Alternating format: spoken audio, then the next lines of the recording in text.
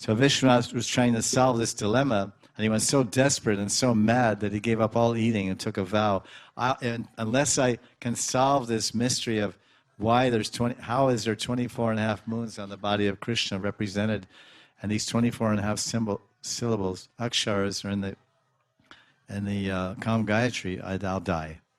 So he was fasting like that. Then Radharani appeared in a dream, darshan.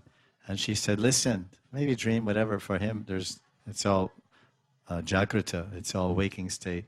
So Radharani appeared and said, oh, Vishwanath, what are you doing? There's no need for this fasting. This is my place. And you know, Krishna's Kaviraj, he consulted one shastra called Vag Samhita. Vag means Saraswati. So some book called Vag Samhita or something.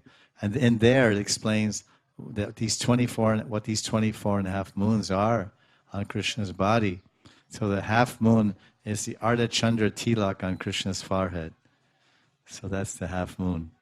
There's like a little, Krishna has this, Ardha Chandra, like we say crescent moon.